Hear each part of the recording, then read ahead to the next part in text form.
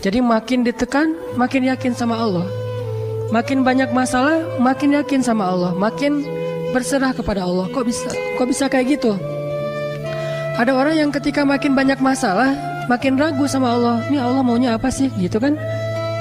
Ketika makin banyak masalah, makin kayak mempertanyakan takdir dan ketentuan Allah.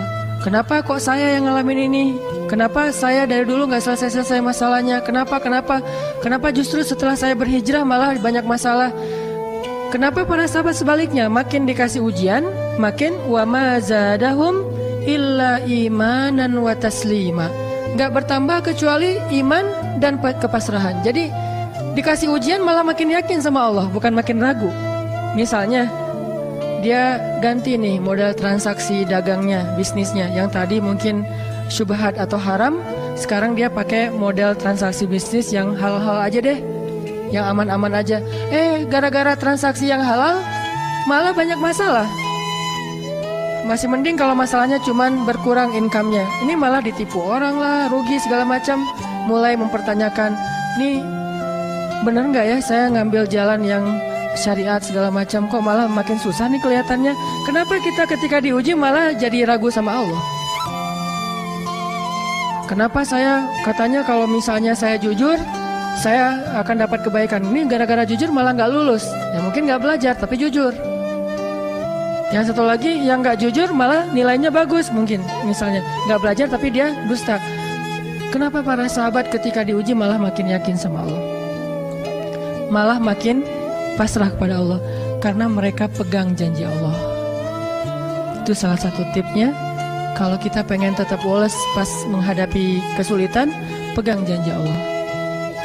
Makin kita kuat pegang janji Allah, diuji, kita makin pasrah sama Allah. Ya Allah, saya kan yakin sama Engkau memegang janjimu. Ketika diuji, saya berharapnya balasan dari Allah, pertolongan dari Allah. Kayak yang pernah saya sampaikan dulu, kalau kita dapat musibah, yakinlah kepada janji Allah. Siapa yang membaca doa yang diajarkan Nabi, nanti Allah akan ngasih ganti yang lebih baik gitu kan ya. Allahumma ajurni fi musibati wa khluf li khairam minha. Ya Allah, beri saya pahala dalam musibah ini, beri saya ganti yang lebih baik darinya. Kalau kita pegang banget dengan janji Allah lewat doa ini, kita ketika dapat musibah setidaknya nggak akan panik habis-habisan, nggak akan putus asa dalam menunggu pertolongan Allah. Setidaknya kalau nggak bisa woles-woles amat, nggak bisa tenang-tenang amat, minimal nggak panik habis berlebihan. Kalau musibahnya musibah kematian, nggak bikin kita meratapi kematian. Kenapa? Kita pegang janji Allah SWT. Makanya kan ada cerita seorang ayah yang diberi musibah dengan wafat dua orang anaknya. Anak laki-laki pertama meninggal. Dia bilang innalillahi wa inna ilaihi rajiun. Anak laki-laki kedua meninggal. Dia bilang innalillahi wa inna ilaihi rajiun. Semua ini milik Allah. Allah yang memberi, Allah juga yang mengambil kembali. Suka-suka Allah, pasrah gitu. Nerima, ridho dalam bahasa agama. Bukan ikhlas ya. Kalau ikhlas itu dalam bab ibadah. Kalau dalam bab takdir namanya ridho. Raditu billahi robba. Saya ridho deh dengan ketentuan Allah, itu namanya ridho. Bukan yang ikhlas ya. Ikhlas apaan? Orang nggak lagi ibadah kan, lagi ada musibah. Jadi bukan yang ikhlas ya, bukan, tapi yang ridho ya. Kalau mau lebih tepat nih, tapi nggak apa-apa deh, pakai bahasa kita aja. Tapi kalau mau lebih tepat maknanya, yang ridho ya, sing ridho ya gitu, bukan sing ikhlas. Karena ikhlas itu ibadah ritual. Nah, dia ridho tuh. Innalillahi wa inna ilaihi rajiun. Innalillahi wa inna ilaihi rajiun. Yang ketiga meninggal juga. Dan dia mulai agak ragu nih, kok gini-gini amat ya. Suatu malam dia bermimpi, dua anaknya itu dalam mimpi itu ayah ini mau jatuh ke sebuah jurang yang di bawahnya api, kayak api neraka gitu. Ditarik sama dua anaknya, cuman gak kuat. Kata mereka, seandainya adik ada di sini pasti bisa narik nih, bisa nyelamatin ayah.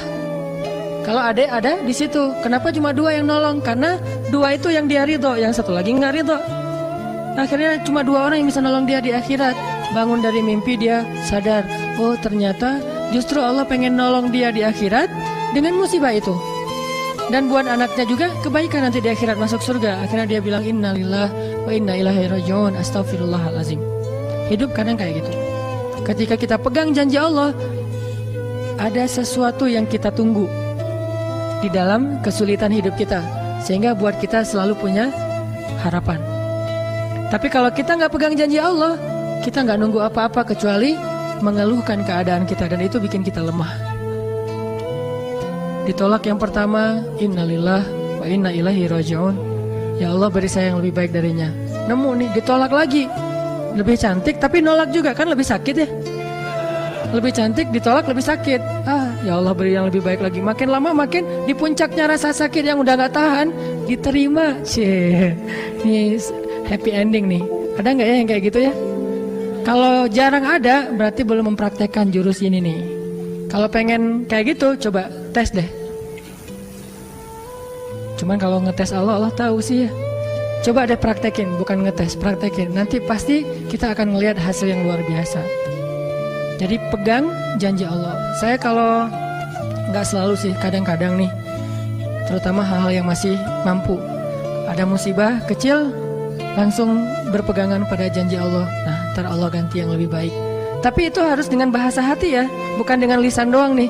Wa khluf li khairam minha. Hati nggak percaya. Allah kan bermuamalah, berakad dengan kita lewat hati itu teman-teman.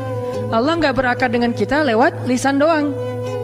Makanya niat itu kan sesuatu yang terbersih di dalam hati. Walaupun dalam prakteknya ada mazhab yang mengucapkan, ada mazhab yang tidak mengucapkan. Yang jelas secara definisinya terbersih di dalam hati. Innamal a'malu binniyat. Terus Nabi menunjukkan dalam riwayat yang lain, Nabi menunjukkan ke dadanya atau hatinya. Artinya Allah berakad dengan kita itu dengan hati. Jadi kita kalau mau ditolong Allah, katakan kalimat itu dengan benar-benar yakin di hati kita. Wa khluf li khairam minha. Emang yakin saya Allah bisa ganti nih. Yakin. Gimana caranya? Itu bukan bagian kita, itu bagian Allah. Bagian kita berharap, bagian Allah memberikan cara. Jangan sampai kita mengambil bagian Allah. Pasti kita akan kebingungan. Orang kita bukan Tuhan. Mengambil bagian Allah apa? Harus jelas caranya. Kalau nggak jelas nggak percaya. Terlalu logis. Akhirnya nggak lagi ada ruang untuk kita berharap kepada sesuatu. Jangan mengambil bagian Allah. Gimana caranya? Ya terserah Allah. Yang penting saya berharap Allah ganti yang lebih baik. Ikhtiar, urusan kewajiban kita kepada Allah. Bukan cara itu teh. Kewajiban kita kepada Allah. Ikhtiar itu dalam agama kayak ibadah, sholat, puasa, zakat. Bukan jalan untuk menemukan suatu kebaikan, karena Allah yang menentukan. Kadang-kadang kita ikhtiar ini jalannya dari yang lain. Kita ngejar, ternyata dapatnya justru yang kita sering pakai curhat. Kan beda-beda kan cara Allah ya. Kita ngejar, gak berhasil, curhat lagi ke teman kita di sebelah. Ternyata dia, bukan dia yang jadi sama dia, kita jadi sama dia gitu maksudnya. Ini artinya memang Allah yang punya cara. Asbab, subul. Walladzina jahadu fina lanahdiyannahum subulana. Orang yang bersungguh-sungguh di jalan kami akan tunjukkan kepada cara-cara menuju kepada kebaikan. Subul, bukan cuma satu. Kalau satu sabil, ini berarti Allah yang punya cara. Ya Allah, beri saya ganti yang lebih baik. Saya yakin banget nih. Kata teman kita, caranya gimana? Kayaknya mustahil deh. Allah punya cara. Allah bisa mendatangkan sesuatu dengan cara-cara yang kita mengerti, ilmiah, logis. Bisa yang dengan cara yang kita nggak ngerti, nggak ilmiah, nggak logis. Bisa juga dengan sebalik dari apa yang kita ngerti. Kita ngertinya gini, Allah bikin yang sebaliknya. Allah punya banyak cara. Contoh, Allah mendatangkan kita, melahirkan manusia itu dari pasangan ayah dan ibu. Ilmiah, logis, bisa dijelaskan secara keilmuan. Tapi Allah juga bisa mendatangkan seorang anak tanpa ayah seperti Isa dari rahimnya Siti Maryam yang suci. Atau bisa juga mendatangkan seekor onta bukan dari induknya tapi keluar dari batu seperti ontanya Nabi Solih. Allah bisa mendatangkan segala sesuatu dari cara-cara yang yahtasib aula yahtasib.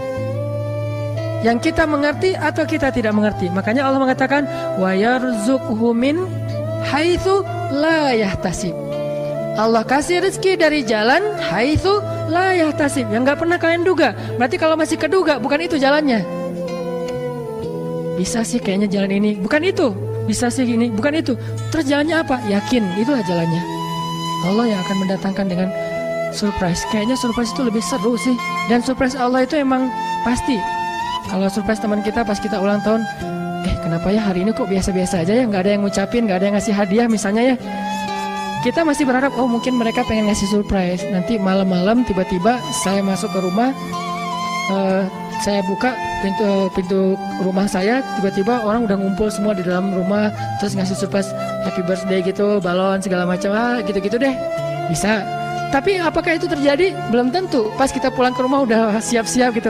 Gua mah nggak akan kaget lah, yang gitu-gitu pasti udah disiapin. Buka pintu, ngelihat ke dalam, jalan pelan-pelan, nyalain lampu, kosong, nggak ada siapa-siapa.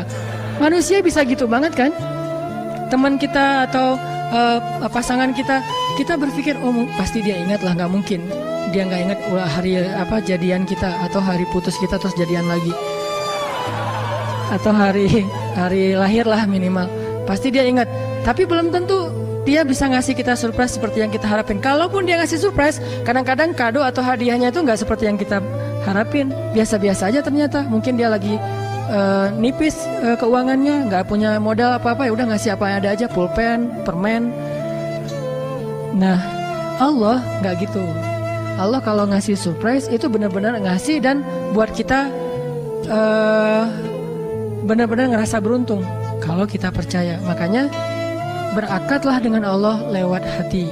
Hadza ma wa'adanallahu wa rasuluh wa sadaqallahu wa rasuluh. Benarlah Allah dan Rasul. Hasbiyallah atau apapun ucapan-ucapan belief, termasuk wa khluf li khairam minha, beri saya ganti yang lebih baik darinya. Tapi kita berakad itu dengan hati. Allah tunjukin tuh. Ini yang bisa bikin kita sedikit lebih tenang atau banyak bisa dapat ketenangan kalau kita dalam kondisi yang sulit.